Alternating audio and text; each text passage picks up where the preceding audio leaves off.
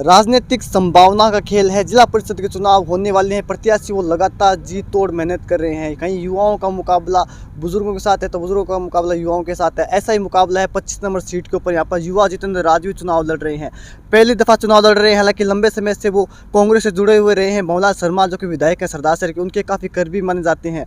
चुनौती बड़ी है क्योंकि उनके सामने एक बड़े भाजपा के नेता है, उनके साथ उनका मुकाबला होना। मेरे साथ जितेंद्र राजवी खुद है, उनसे जान लेते हैं उनका क्या विकास का एजेंडा रहेगा, किन मुद्दों को लेकर वो चुनाव लड़ रहे हैं। जितेंद्र सर, आपकी लंबे समय से राजनीति में रहे हो, सक्रिय और सामाजिक कार्यक्रमों में बढ़ चढ़ कर भाग लेते हो, लेकिन इस दफ़ा बड़े नेता के साथ मुकाबला है, पहले दफ़ा चुनाव लड़ने जा रहे हो, कौन सी चुनौतियाँ होगी?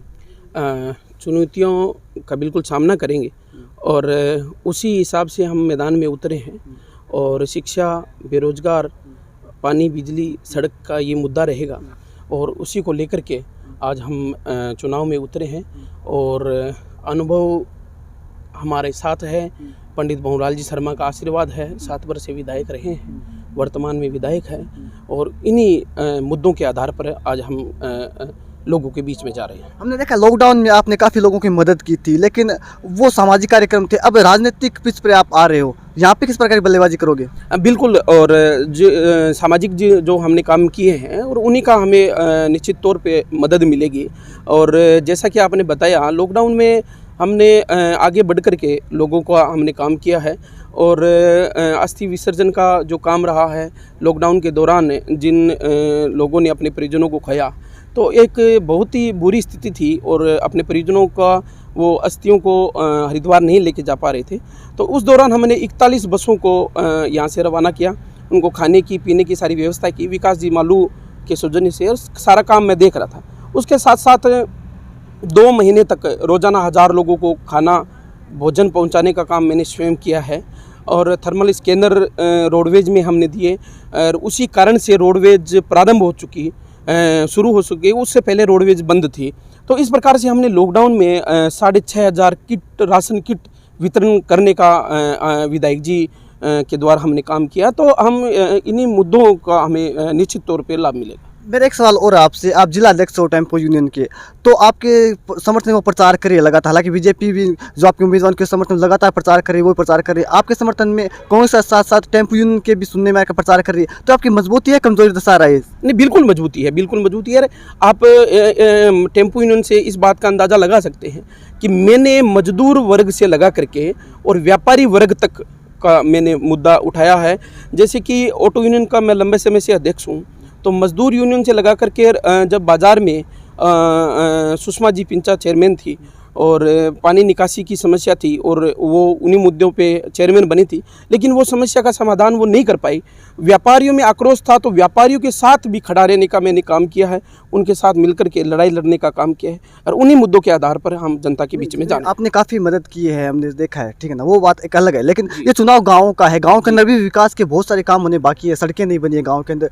कौन दोषी है इस चीज़ का? नहीं, बिल्कुल सड़कें बनी हैं और आप गाँव में घूमे हैं, आपने देखा होगा कि लगभग उन मुद्दों को लेकर के गाँव में जा रहे हैं और जिन जिन हमें कमी, जहाँ पे कमी महसूस हो रही है, तो उनको हम दूर करने का प्रयास करेंगे और गरीब मजदूर किसान की आवाज़ हम जिला परिषद में उठाने का भरपूर प्रयास करेंगे। हमने देखा है बिल्लू जो गांव है या फिर वहाँ जो सड़कें जाती है जो फोगा होके, वो सड़कें कच्ची है, बिल्कुल है ना। जो शिमला की सड़कें वो भी कच्ची है, ठीक है ना। तो उन पे क्या करो कि उनका क्या विकास करें? बिल्कुल, मैं बिल्लू में गया हूँ और बिल्कुल ये समस्या है। बिल्लू और मेहरी 2 गांव लगते हैं और मुख्य रूप से वो समस्या का समाधान नहीं होने का कारण ये है कि बिल्लू जो है विधानसभा में तारानगर क्षेत्र में आता है और पंचायत समिति के वोट वो सरदार शहर में डालते हैं। कई कारण हैं जिनकी वजह से 1-2 गाँवों में अभी भी सड़कों की समस्या है, नहीं बन पाई है, तो उनको हम निश्चित तौर पे दूर करने का प्रयास करेंगे। और क्या विकास के एजेंडे रहेंगे आपके? जैसा कि मैंने आपको बताया कि किसान, मजदूर, हर वर्ग की आवाज़ हम जिला परिषद में उठाने का काम करेंगे। शिक्षा पे हम जोर देंगे। विधायक जी ने 10वीं की 12वीं की बहुत सी स्कूलों को क्रमोन्नत करने का काम किया है और आगे भी अगर कहीं कमी हमें लगेगी तो वहाँ हम इस शिक्षा के क्षेत्र में भी और सुधार करने का प्रयास करेंगे। जैसा कि आप युवा, जब इस युवावस्था में कह सकते हैं, आप छात्र राजनीति से लंबे समय से जुड़े हुए हो, ठीक है। इसमें से तो कितना लाभ इस चीज़ का आपको मिलने जा रहा है, क्योंकि चुनाव को पहली दफ़ा लड़ रहे हो आप? बिल्कुल छात्र राजनीति का निश्चित तौर पर मुझे मदद मिल रही है। और लंबे समय से मैंने जब कॉलेज में मैंने प्रवेश किया तो लंबे समय से आज तक मैं छात्र राजनीति से जुड़ा रहूँगा। उसी का परिणाम है कि आज युवा मेरे साथ हैं। हर गांव में जहां हम जाते हैं तो युवा मेरे टच में हैं और मैंने युवाओं की मदद की है कॉलेज में हर प्रकार से। तो आज वो लोग, उसी का परिणाम है कि वो मेरे साथ खड़े दिखाई दे रहे हैं। आपका मुकाबला एक भाजपा के सबसे मजबूत नेता यहाँ के हैं, उनके साथ मुकाबला होने जा रहा है। किस प्रकार की मदद आपको भंवरलाल शर्मा द्वारा मिल रही है? बिल्कुल। और प्रत्याशी है अनुवीर, मैंने आपका इंटरव्यू भी देखा है और उन्होंने कहा कि झुर्रियाँ पड़ी है, तो मैं बिल्कुल उनकी उम्र ज़्यादा है। और देखिए, कोई भी इंसान हो जो जितनी ज़्यादा उम्र लेगा तो वो उसी हिसाब से झुर्रियाँ तो पड़ेगी, उसमें कहीं कोई दिक्कत नहीं है। अनुभव की जहाँ तक बात है भारतीय जनता पार्टी में, तो आप लालकृष्ण जी आडवाणी का भी उदाहरण ले सकते हैं, यशवंत जी सिन्हा का भी उदाहरण ले सकते हैं, शत्रुघ्न जी सिन्हा का भी, कि भारतीय जनता पार्टी अपने अनुभवी नेताओं के साथ किस प्रकार से बिहेव करती है। और वही सरदार शहर में भी देखने को मिलेगा। विधायक जी आपका प्रचार करने जा रहे हैं? बिल्कुल, विधायक जी लगातार लोगों से देहात में संपर्क में हैं और लगातार लोगों से गांव में जाकर के और फ़ोन के माध्यम से जिस भी प्रकार से वो अपने सुविधा के अनुसार लोगों से संपर्क में हैं। तो ये थे युवा जितेंद्र राजवी, जो कि कह रहे हैं कि वो चुनाव जीतने जा रहे हैं। उनका युवा वर्ग उनके साथ है, मजदूर वर्ग उनके साथ है, लेकिन युवा वर्ग मजदूर वर्ग साथ है, लेकिन बुजुर्गों कैसे साथ रहेगा, महिलाएं किस प्रकार की, आप उनके लिए कैसा काम करोगे? बिल्कुल बिल्कुल। और ये तो बुजुर्गों का निश्चित तौर पे आशीर्वाद अति महत्वपूर्ण है। और कांग्रेस जो पार्टी है वो गरीब मजदूर इन्हीं की पार्टी है। तो निश्चित तौर पे मैं जहाँ गांव-गांव ढाणे-ढाणे घूम रहा हूँ तो निश्चित तौर पे सभी का आशीर्वाद मेरे साथ है और हमें भरपूर समर्थन और सहयोग उनका मिल रहा है। क्या क्या कुछ रहता है आपका दौरा, किस प्रकार से आप प्रचार कर रहे हो, कुछ नयापन? बिल्कुल, हम प्रातःकाल गाँवों में निकलते हैं, लोगों के बीच जाते हैं, गांव-गांव ढाणी-ढाणी।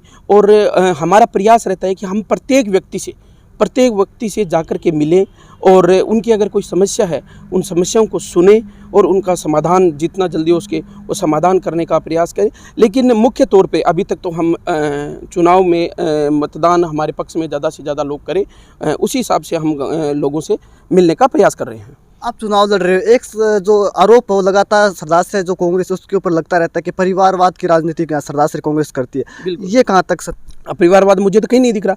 और दूसरी जो चीज़ है, सुषमा जी पिंचा तो हमारे अशोक जी पिंचा की धर्मपत्नी है, तो परिवारवाद तो पहले और उनको देखना चाहिए और वो आरोप लगा भी नहीं सकते, कहीं आरोप नहीं लगा सकते। परिवारवाद तो आप बीजेपी में ऊपर से लगा करके और सरदार शहर तक देखेंगे, परिवारवाद बीजेपी में दिखाई देता है। चलो, ये तो आपकी जिला परिषद सीट रही। सरदार शहर में प्रधान कांग्रेस तरफ से कौन उम्मीदवार है? अब बिल्कुल जो हमारे सर्वमान्य और हमारे सबसे बड़े जो नेता हैं विधायक पंडित भंवरलाल जी शर्मा जो तय करेंगे, हमारी पूरी कांग्रेस पार्टी एकजुट है। और जो हमारे विधायक जी और हमारी जो कांग्रेस पार्टी के जो कार्यकर्ता हैं वो लोग जिस नाम पर सहमति करेंगे वो हमें बिल्कुल मान्य होगा। 5 सीटें जिला परिषद की सरदार शहर के अंदर है, कितनी कांग्रेस जीतेगी? बिल्कुल, पाँचों की पाँचों कांग्रेस आज के वर्तमान समय में बिल्कुल आज जीत रही है और बड़े मार्जिन से जीतेगी, ये मेरा विश्वास है। तो ये थे जितेंद्र राजवी जो कह रहे हैं कि 500 की 500 सीटें वो कांग्रेस जीतेगी। हालांकि चुनाव परिणाम ही ये तय करेंगे कि जनता है वो किसके वादों पे यकीन करती है। चलिए, एक साथ मेरा और ये भी है कि जो आपका गांव है भोगा, वहाँ से सरदार शहर के जो दिग्गज नेता है सत्यनारायण सारण, एक और जो प्रधान जी हैं, पिछले दफा वर्तमान प्रधान है, वो भी वहीं से चुनाव लड़े, तो कितना नुकसान आपको इस चीज़ का भी हो रहा है? बिल्कुल बिल्कुल, निश्चित तौर पे हमें फ़ायदा हो रहा है।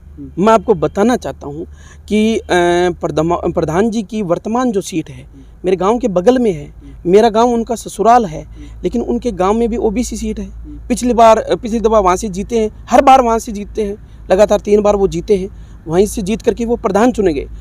ऐसी क्या मजबूरी है कि प्रधान जी अपनी सीट छोड़ करके और आज मेरे गांव में पहुंचे, वे अपना गांव छोड़ करके और उस ससुराल में पधारे हैं। तो मुझे नहीं लगता कि अगर वो मजबूत होते तो वो निश्चित तौर पे अपनी सीट पे लड़ते। आज वो पास में ब्लॉक में नहीं झांकते।